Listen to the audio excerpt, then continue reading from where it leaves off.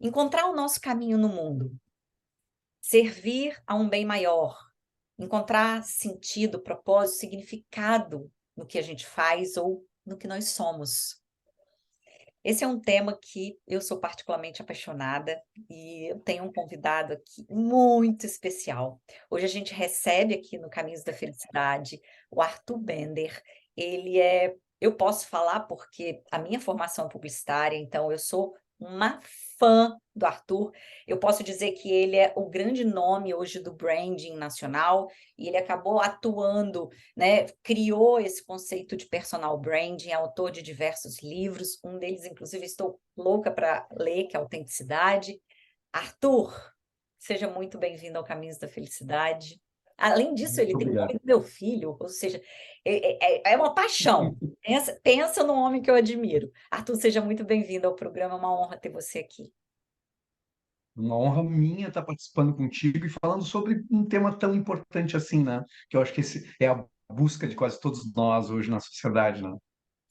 Exatamente. E quando a gente fala de felicidade, é interessante porque às vezes a gente tem aquele conceito de felicidade como algo abstrato, distante. Muita gente confunde felicidade com prazer, com alegria, com oba-oba, principalmente as redes sociais, né? Trouxeram uma visão bem distorcida da felicidade. E hoje, se a gente olhar tanto na visão científica, e aí eu vou pegar um ganchinho também na visão filosófica, para ter uma vida feliz, a gente precisa ter sentido. Precisa ter uma vida que vale a pena ser vivida.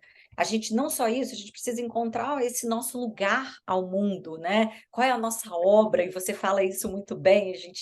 Nós estivemos juntos na palestra. Conta um pouquinho para a gente, compartilhe um pouquinho a sua visão desse universo. Muito obrigado pela oportunidade, tá, Flávio? É um grande prazer estar aqui contigo, falando sobre esse tema que é tão importante. E eu tenho um viés a esse olhar da felicidade, de que a vida hoje não consegue mais, a gente não consegue mais separar o que é vida pessoal, o que é vida profissional, ou seja, essas duas coisas estão imbricadas de uma forma tal que realização pessoal implica em um profissional, um astral muito legal, e realização profissional também implica na vida pessoal, ou seja, essas duas coisas se misturam, né? E a gente não consegue mais, e não é uma coisa negativa ou positiva, é desses nossos tempos. Então, encontrar sentido, encontrar significado e, essencialmente, se sentir vivo, para mim, é uma coisa muito importante que a gente consegue obter conciliando essas duas coisas. E a gente, Flávia, pode pensar que isso é uma coisa muito atual desses nossos tempos malucos, mas ela remonta assim séculos, né? Então eu cito Sêneca, o filósofo estoico, e que diz que muitas pessoas, né, envelheceram, mas não viveram, só passaram pela vida, né, Verdade. no seu livro. E aí a gente está falando do século I depois de Cristo, porque ele morreu em 65. Então, essa é uma visão, né, que atormenta a humanidade, ou que nos toca muito uma questão filosófica de encontrar sentido e significado.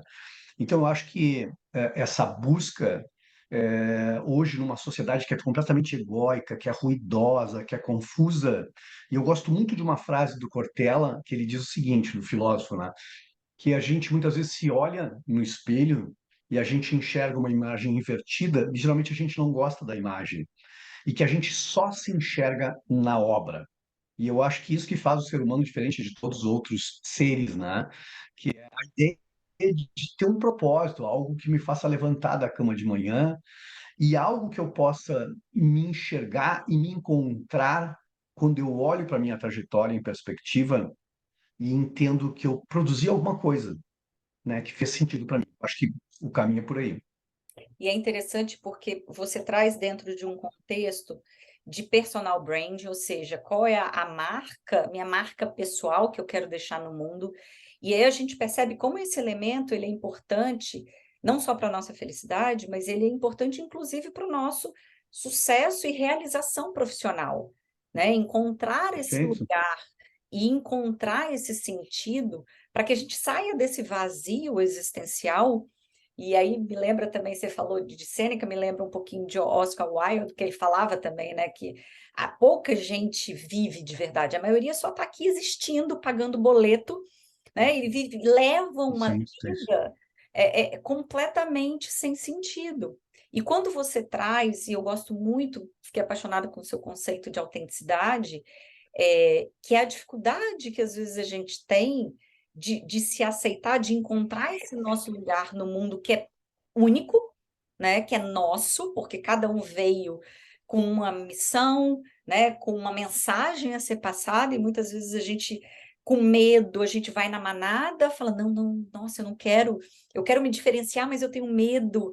E se eu for criticado? Fala um pouquinho dessa autenticidade pra gente. E aí tem a autenticidade, eu acho que é um tema muito quente. A título do livro, eu passei os 2 anos estudando sobre isso, observando, né, falando.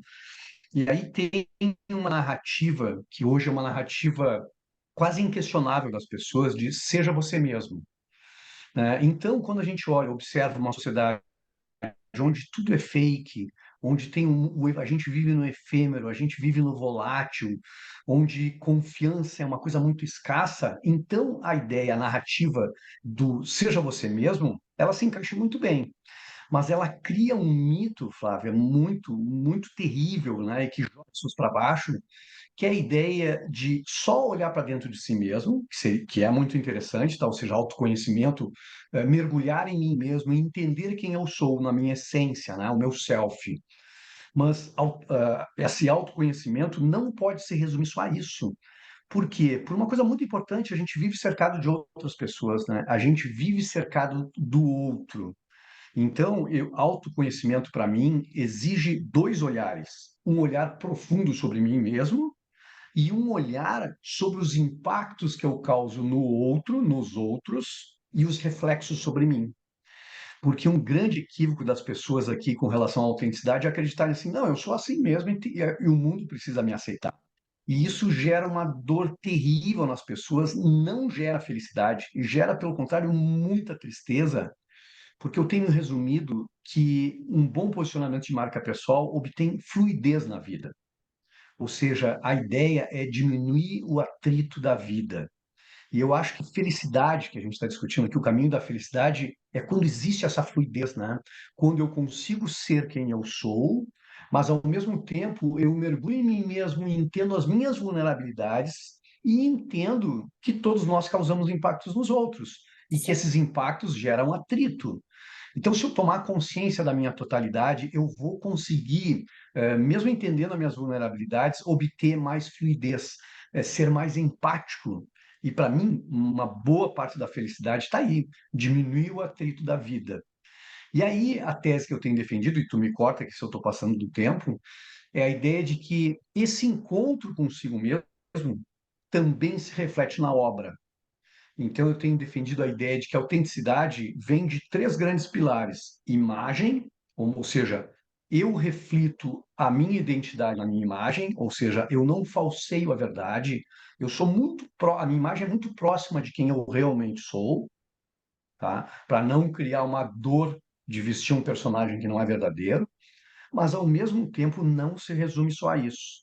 Se resume também ao conjunto das atitudes, ou seja, os impactos que eu causo, as experiências que eu proporciono, e aí tem uma fonte de dor terrível. E o terceiro pilar é minha obra. E aí, resumindo de uma forma assim, muito breve, o que é autenticidade para mim é quando eu olho para o Criador e entendo a criação. Quando eu olho para a criação da obra e enxergo o autor. Então, aí eu tenho uma vida de realização, quando eu olho a minha vida em perspectiva, eu entendo assim, olha, nesses anos todos eu resultei nisso, eu transformei isso, eu construí isso e eu sou isso. Eu sou a minha obra. Eu acho que aí tem um encaixe perfeito para a realização, assim, e para a felicidade, né?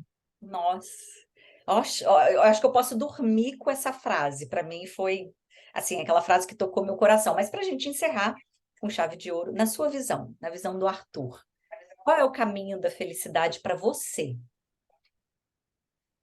Eu acho que é não só buscar o tempo todo esse sentido, esse significado. E eu tenho feito 4 perguntas, em sentido dessas 4 perguntas, né? Por que você faz o que faz? Que é uma pergunta do Simon Sinek. Mas eu acrescento também, por que você faz o que faz? Onde você faz? Por que você faz o que faz com as pessoas que você faz? Com quem você faz? E o terceiro é, por que você faz o que faz do jeito que faz? Então, acho que essa é uma pergunta que orienta a nossa caminhada pelo nosso crescimento, porque o que nós fazíamos há 2 anos atrás talvez não faça mais sentido, porque a gente cresceu, né? Os horizontes se ampliaram, né? Novos desejos, e eu sou uma pessoa melhor do que eu era há 2 anos atrás. Por fim, eu acho que esse caminho da felicidade é feito não das grandes conquistas, não das aquisições, obviamente, né? Materiais, que muitas vezes geram uma frustração terrível, porque a gente sonha e a gente ganhou aquilo ou conquistou aquilo e 2 meses depois aquilo já não tem tanto valor e eu quero a próxima e vira meio cocaína na vida da gente, essa busca material. Mas eu defendo a ideia da gente se permitir as pequenas epifanias e que eu trabalhei no meu segundo livro, Paixão e Significado da Arte, são aqueles pequenos momentos especiais que eles são assim curadores de todas as angústias, né? Que é aquele momento do encontro consigo mesmo, do momento de ficar em silêncio, porque a gente nunca fica em silêncio, a gente fica falando o tempo todo e a gente às vezes não permite escutar a voz interior.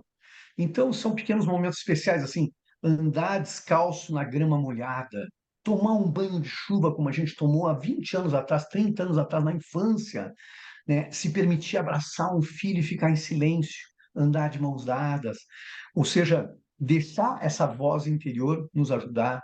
Que esses momentos no livro eu conto um momento mágico meu de epifania, assim, que era simplesmente trabalhando o jardim do meu apartamento e um momento de silêncio, assim, onde tu olhava aquilo no portal e estavam assim inundado por uma felicidade muito grande de uma coisa muito pequena, muito boba, mas que se a gente se permitir encontrar esses momentos, a gente realmente está, eu acho que no caminho de se encontrar consigo mesmo e de se realizar e encontrar felicidade, né?